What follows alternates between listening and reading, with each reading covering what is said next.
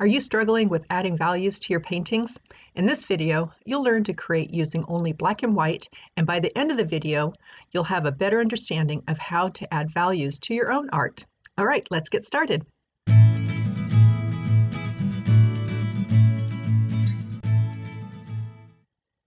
Hello and welcome. This is Betty with Betty Franks Art, and I am so happy that you're here with me today. So today we're doing something a little bit different than my usual colorful paintings. We're going to be working with only black and white. And while I prepared this 9.5 by 11, 9 by 12 sheet of paper with gesso and a rubber spatula there, I want to talk a little bit about values and the importance of them in your paintings.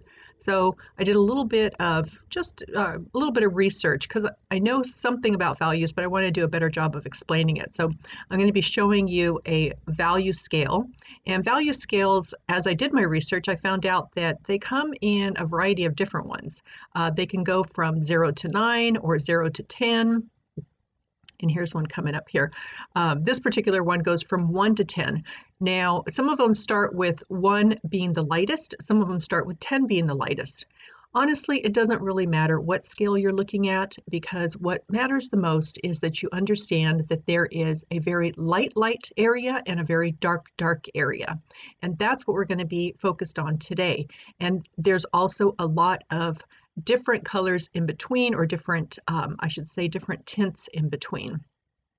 So here's some descriptions or a better understanding of what some of the words mean. So monochromatic is what we're going to be doing today, and that's using tints or shades, and a tint being a color plus white and a shade being a color plus black. In this case today, we're simply using black and white. So we're keeping it very simple. And then there's one more photo I want to show you here before we get back to the painting, and that is showing you monochromatic value scale using a few different colors here. And these are your basic colors: blue, yellow, and red, along with black and white. So there's a variety of different colors you can create just using 2 colors or 1 color.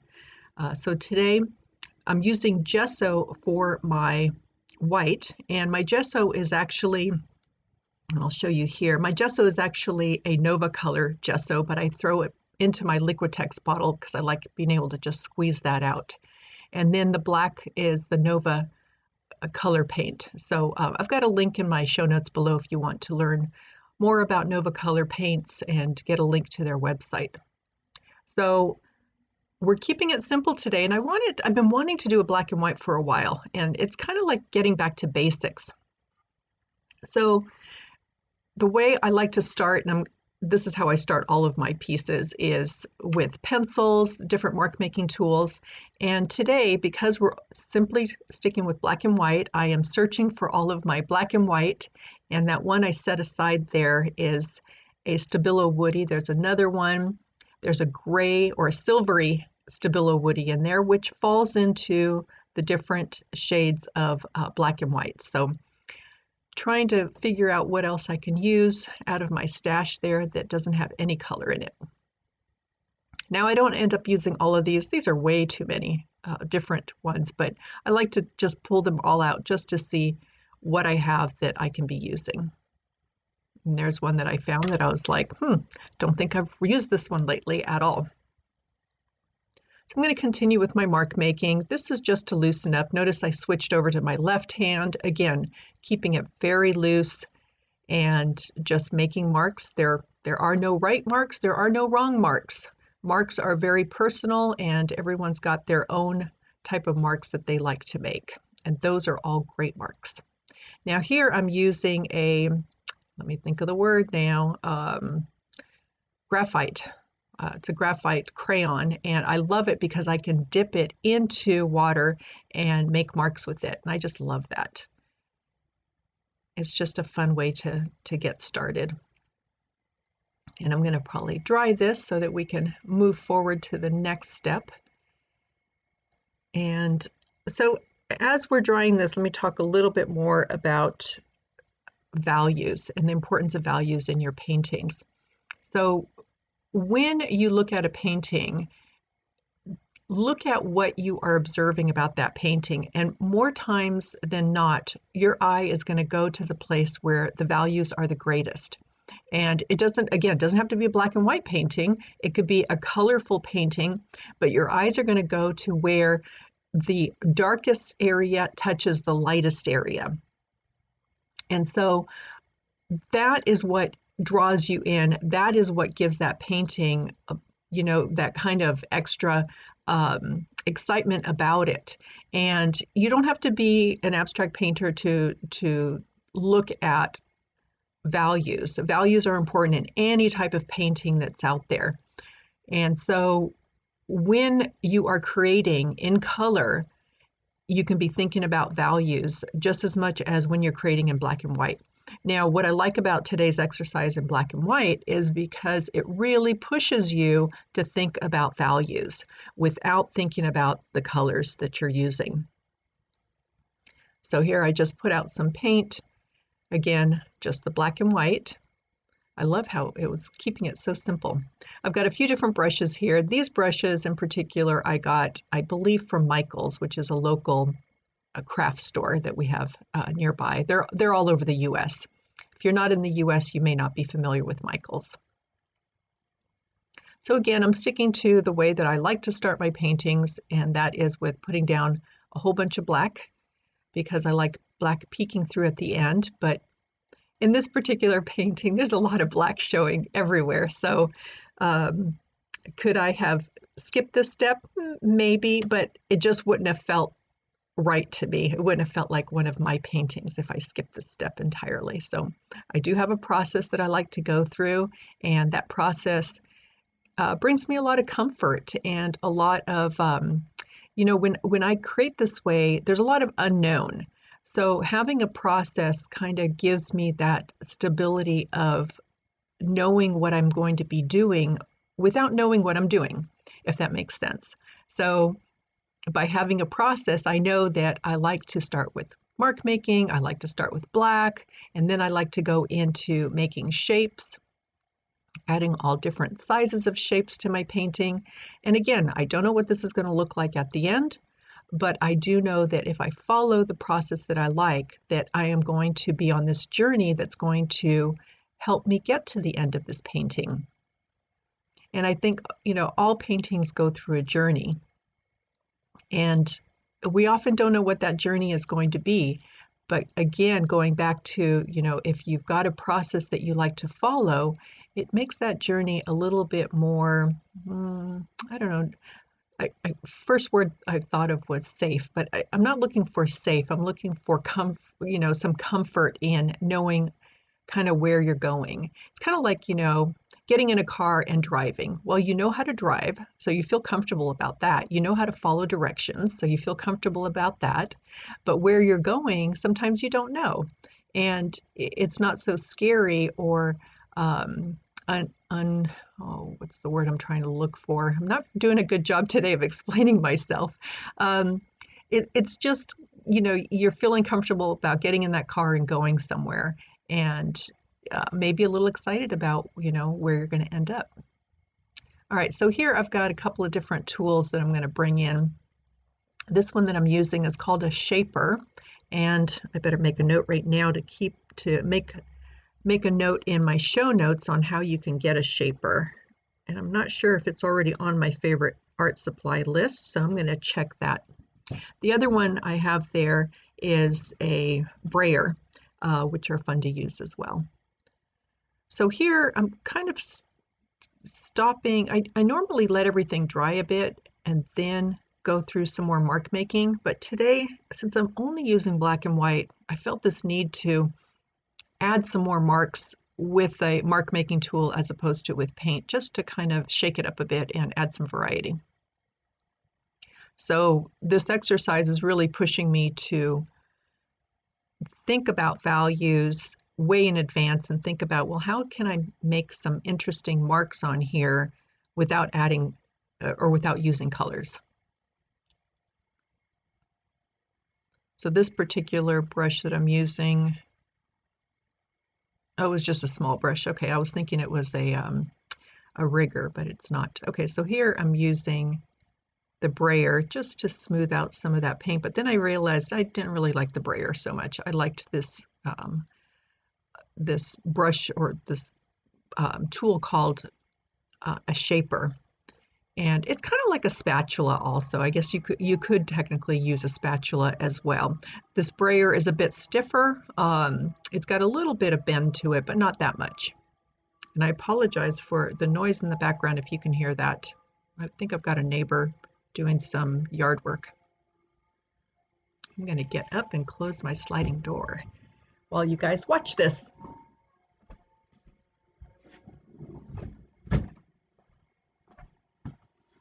Okay, hopefully it's not as loud now. Okay, so coming through, I'm working in a variety, or I will be working in a variety of different brush sizes. I did start off with a larger brush, and now I'm using a much smaller one. And when I'm working this small, I really like using the smaller brushes. So here I'm going to grab a different brush, add a little more paint out. And by using these different brush sizes, it allows me to create different sizes of marks. And that's what I'm looking for. I'm looking for the ability to create variety.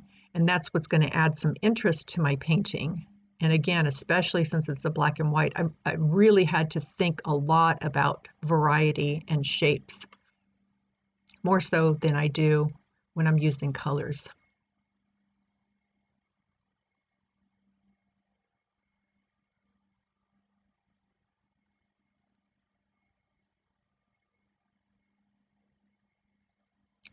This video was sped up to, let's see, normally it runs at 100%, so I did it at 175%. So still not too fast. You can still see what I'm doing here, but not so slow that you're going to spend so much time watching me slowly paint it. The other thing you're going to see me doing quite a bit here is I will be making marks through scratching into the wet surface. So another way to add interest to the painting. And here again, I'm grabbing mark making tools that I normally don't grab this early. Here I am using a pencil to scratch into the wet paint that I had there. And then also the edge of that shaper. It's got a little bit of a pointy edges on the side and works great for making marks. See, like that? I love that. And then I kind of push it away, push it back a bit so that it's not floating on top.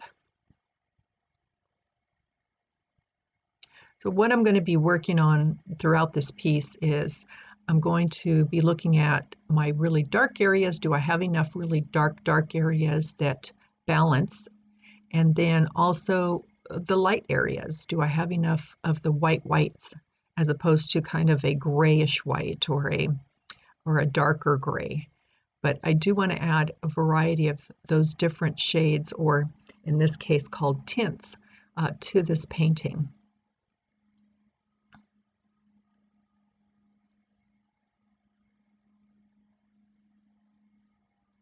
So when you are creating with your paint colors, think about how you can darken some of those areas that you've already made dark, and then how you can lighten some of the areas that you already have that are light. And that's usually the approach I take, is instead of trying to make a different area lighter, I'll go back to whatever area is the lightest and I will lighten that up even more by adding more white. Now, when I do that, I typically have just a little bit of color on my brush when I'm working with different paint colors, just so that it's not a stark white. And it could be a paintbrush that I dipped in water and I just clean off a little bit, but yet there's just a tiny bit of color still left on it. And that just helps, again, going back to harmonizing your colors. So dipping your brush into a variety of colors so that they all work together.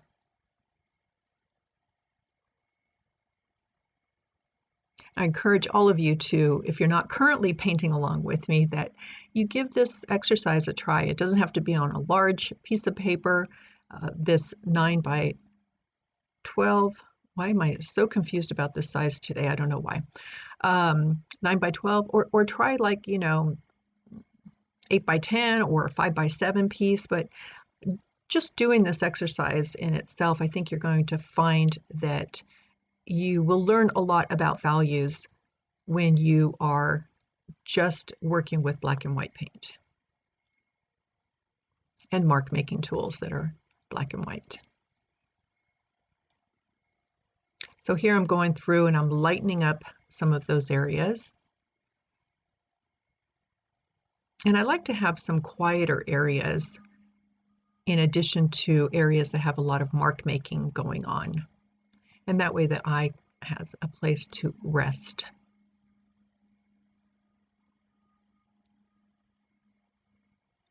Now, is that necessary in every single painting?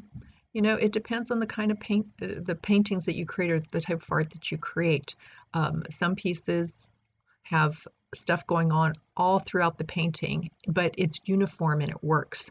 So don't think that, every single painting has to have that kind of quiet resting place.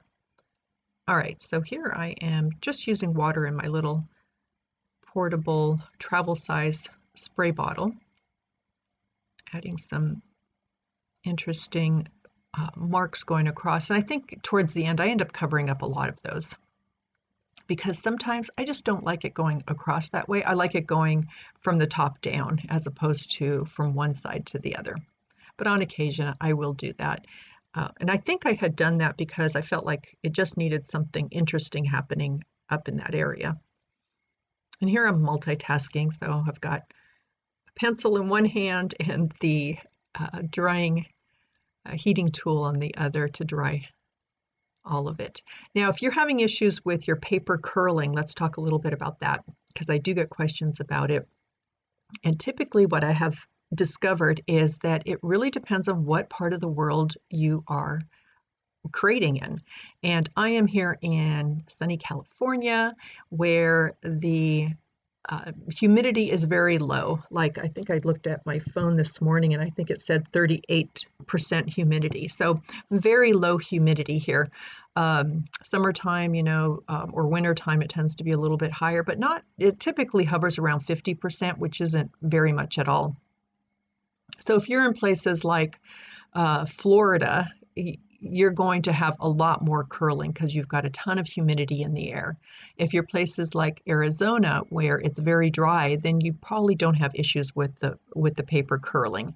Now, we did start with putting gesso, and that is going to help help making sure that the paint doesn't absorb all the way into that paper. So it kind of creates a barrier.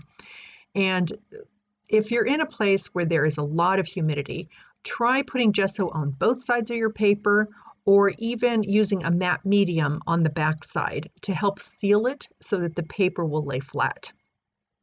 Now mine will curl just a little bit, and you can tell by this photo where the edges, the top right kind of seems to come up a little bit, and that's fine. I'm going to probably bend that back a little bit to straighten it out.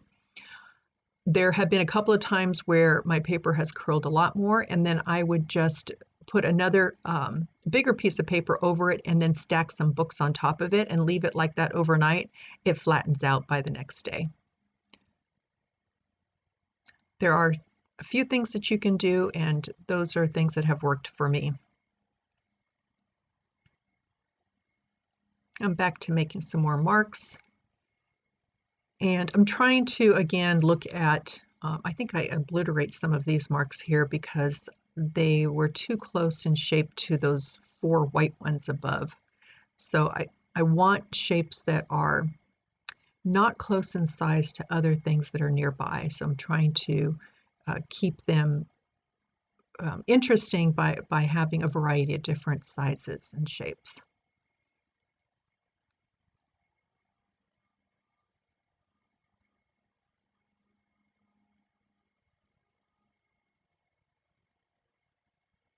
If you're liking this video, I would so appreciate it if you could give me a thumbs up. That lets me know that you like it, and also it lets your fellow friends and artists know that there is a video that you enjoyed, and that way YouTube will serve it up to more folks uh, based on, number of people who give it a thumbs up and who like the video. And if you haven't subscribed yet, I'd love for you to subscribe. I've got videos coming out, probably about once every couple of weeks. I'm trying to do them more often, but sometimes they take me quite a while to put together. So I'm trying to get out there as many as I can. I'm also working on a series of art marketing videos where I'm going to be talking about a number of different topics. So far, I've got social media, art festivals, gallery representation, pricing, commissions. I might add another one or two to that. And each of these videos are going to be separate so that I can cover one topic at a time. So if you'd like to get notified of those upcoming art marketing videos, then hit the bell below my video, and that way you'll be notified once I release another one. So this is kind of coming towards the end here. I would say at this point, I think I'm like about 75% done or so.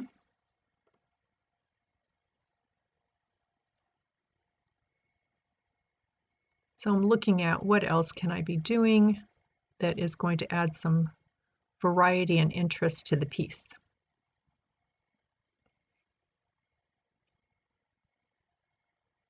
Now, maybe I did end up keeping those ones at the bottom.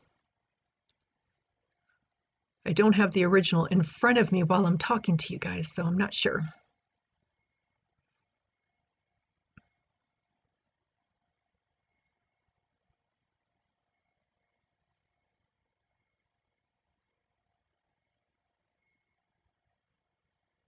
Some areas of my paintings, excuse me, might get a lot more layers than others. I'll keep working those areas until I'm happy with them. Here we've got some more drips going on. I think I'm having some problems with that spray bottle. These drips are a bit softer because it's a lighter gray color.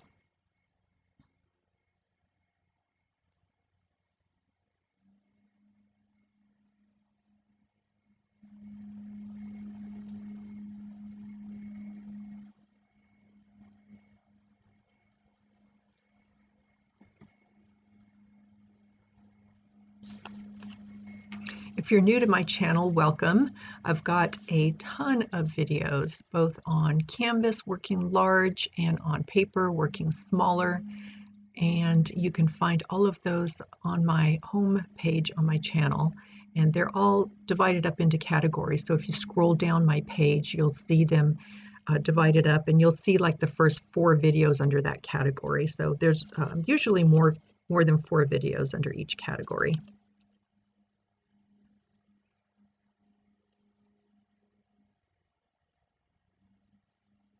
If you're on social media other than YouTube here, you can follow me on Instagram, where I really like to hang out a lot, and also on Facebook.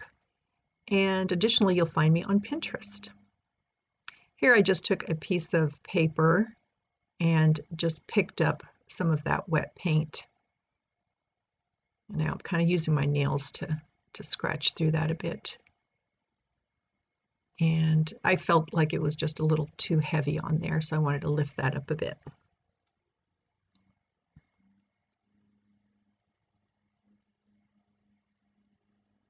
As I mentioned before, I have a link to my favorite art supplies that I'll include down below, also included in the first comment under the comment section. That way it's easy to find all my links. And I'll include a number of different links down there as well, so that you can find out more information about the paint I'm using, which is Nova Color Paints. And I also like to include a link to my website, and I'll make sure that if my favorite art supplies doesn't include the shaper, which is that tool just below my right hand right now, then I'll include a separate link for that. I've got a video that I created last year. It's a recording from a live online workshop that I did that's over 2 hours long, and I cover from start to end. I talk through my process. I talk about harmonizing colors and how to do that. We talk a little bit about composition as well. I'm sure that I've talked about values in that one too. It's over 2 hours long, so I don't recall specifically.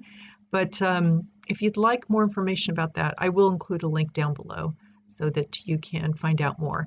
The link for the recording takes you to YouTube with a private link. So you don't have to sign up for anything special or have passwords or anything like that.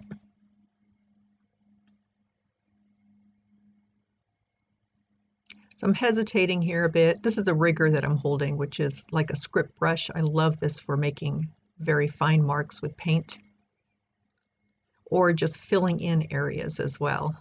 I kind of have a dual purpose with it. So down here, I decided to add something a larger element. I felt like it was kind of lacking, but I didn't want it floating on top, so I pushed it back by removing parts of it. So your eye knows that it's kind of a circle-ish mark or design or whatever. I'm not sure what to call that now, but instead of having it floating on top, I wanted to have it pushed back a bit, and that's why I remove a little bit of it.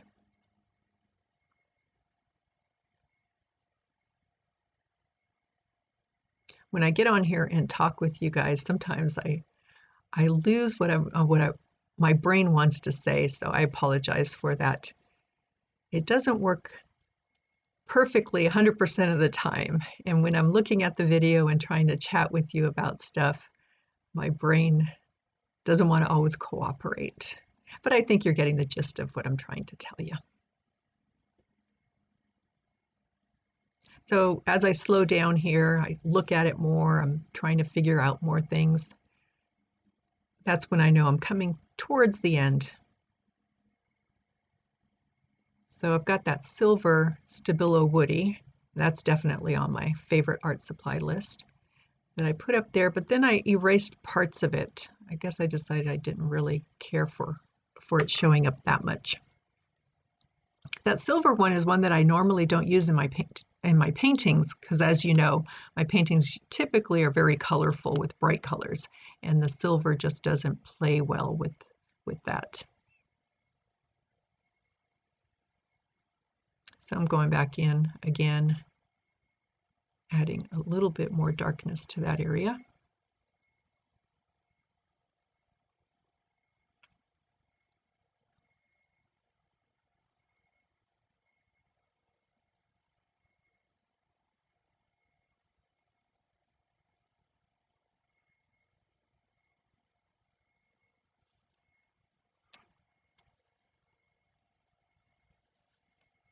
I didn't talk about my inspiration for why I create the way I create. If you're new, then you probably don't know my inspiration, and that is my love for fields of flowers. So a lot of my paintings represent my love for fields of flowers, my love for flowers in general, but also some things in nature that I love. Trees, I also love stepping stones. Okay, so that's maybe not in nature. That's more of a man-made thing, but it's in a garden typically, and I love gardens as well. So those dark marks that you see going up the page, those 5 larger ones, that represents my love for stepping stones. And then, you know, all the circles, you know, my love for flowers. I love flowers that are grouped together. I love flowers that are spread out. So those are all things that I really notice when I'm looking at nature or looking at flowers. And those are the things that really capture my heart that I love. Here I'm drying it. I think I am pretty much done, and I am going to be doing the final mark making coming up here.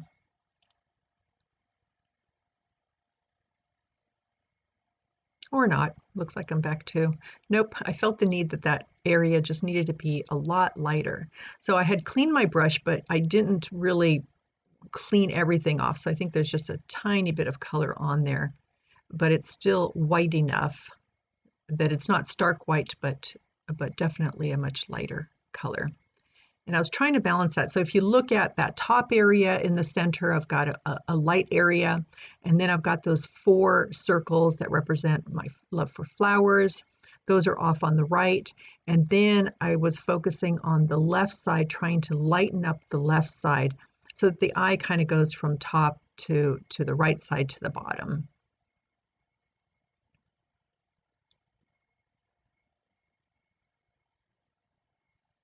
Okay, drying it one more time.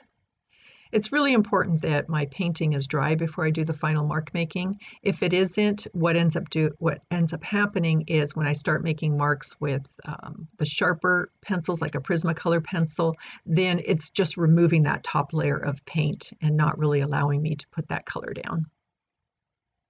Now with this Stabilo crayon, these are very creamy, so they typically don't pull the top layer of paint away if it's still a little bit damp. And this one here that I'm using is a Sharpie China marker.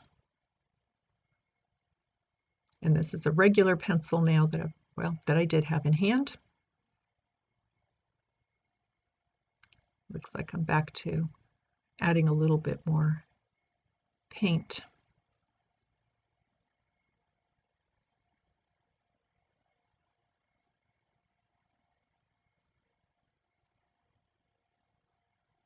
It's funny how, and I'm sure you've experienced this too, where you can look at a painting and walk away and come back and really notice something that is missing, or just this feeling of need to keep going and doing more to it. And I get that a lot, meaning that happens to me often, where I think that I'm done with the piece and then I'll leave it alone for a day or an hour and come back to it and go, oh, I think I should do this and I think I should do that. So there's a saying out there, or somebody quoted that paintings are never completed, they're just abandoned. And I often think about that. I often think about, I can do more, but I love where it's at. Can I do more? Certainly, I can always do more. I can always add more, take away some. There's always something that you can do, but at some point you just have to say, it's a done painting. So back to mark making here.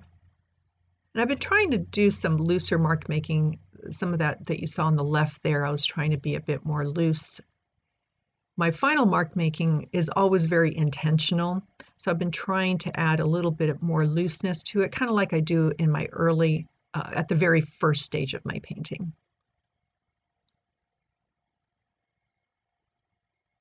I'm always trying something a little bit different when I can. I don't want to say I do it every single time. I do have, like I talked about, a process that I like to follow, and doing something outside of that, as when you're learning something new, it's uncomfortable, or it's, you're just unsure of yourself. But when I can, I try to do something just a little bit different. Not drastic, just a little bit. Keeps me somewhat in my comfort zone, but yet a little toe into the uncomfortable zone. I've had people ask me lately, do you get tired of this style of painting? Do you want to do something different? And, I always stop and think about it, and my answer automatically right away is no. I really love what I do. And I think I love it so much because I don't know what it's going to be when I'm done. And that part is really exciting for me. And I don't think I'm ready to, do a full change in my style of painting. I don't even know what direction I would go. I think at some point that will come to me, but I'm not there yet. I'm going to just let that naturally happen, or wait for my gut to say, Betty, let's do something different. Let's try something different. But for now, I am just so loving what I do and enjoying it and having fun with it. And I guess I just don't want to mess that up right now. It's not ready to be messed up.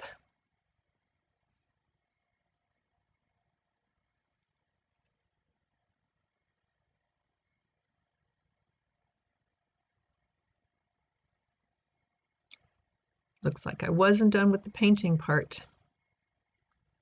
I think because it was a black and white, I really struggled a bit more with trying to add interest to the painting like I would with my colorful pieces.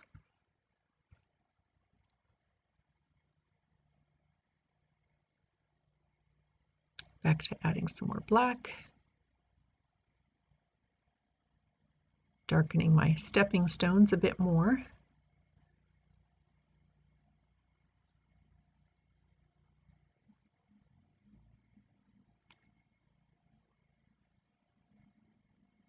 As I mentioned, I'm here in California and I'm looking out my window here and it's absolutely gorgeous day. I think yesterday it was like 79, 80 degrees and it is the end of March. It's just wonderful. I'm hoping that we've got Easter coming up this weekend. I'm hoping that it's going to be nice on Sunday because I'm having my family here for outdoor get together, having lunch together outside.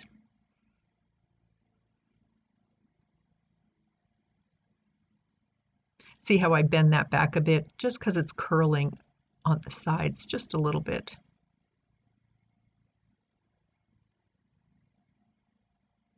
This is just a regular pencil that I'm using now.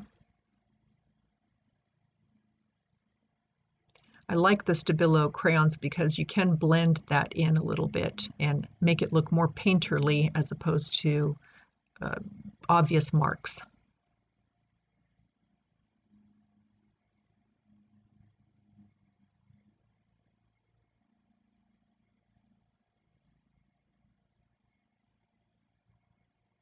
Hesitating there. What else should I do? Is there anything else I can do?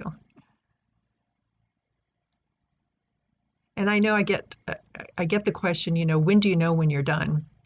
I usually know when I'm done when I just can't see that I need to add anything more to it. And that came with practice. That was not something that I just knew right away. It was after doing it a lot that I figured that out. So here I'm kind of curling it back because those edges were starting to curl. And there you go. It lays pretty flat. Now I'm signing it. I like to sign with pencil because if I mess up, I can just erase it and redo it. And you'd be surprised how many times I mess it up. All right, I think I'm calling it done. I was just putting out all the mark making tools that I was using. Okay, so revisiting the grayscale again, you want to focus on having an area that's really light and then really dark.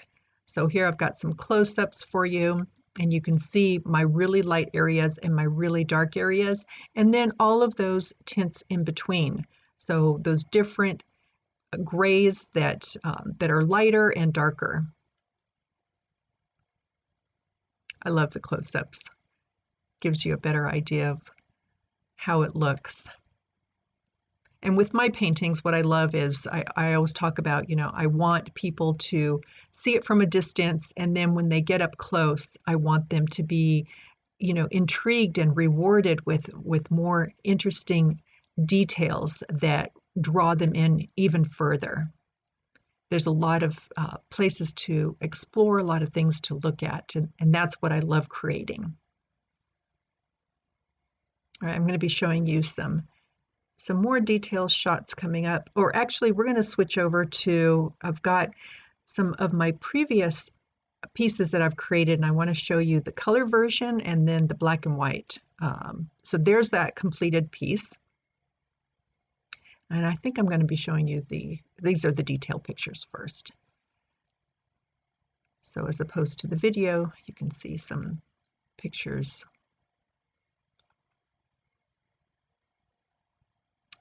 Gives you a better idea of all the different mark making that I did. And again, the values, looking at those really dark areas and those really light areas that I put throughout the painting. All right, so there it is. And now I think, here we go. So here's a colored piece, and then I want to show you the black and white version of it. And there you can see the values, the dark areas and the really light areas. Here's another one. You can clearly see here the dark areas and the light, but here more so when I switch it over to a black and white. painting on my phone. One more that I did not too long ago, and then switching it to black and white. So, you know, a great way to look at those is to, on your phone, you can switch it to a black and white. All right, folks, thank you so much. I hope you learned a lot today. Please give me a thumbs up, subscribe, and stick around for some more videos. Hope you have a super fabulous and creative day.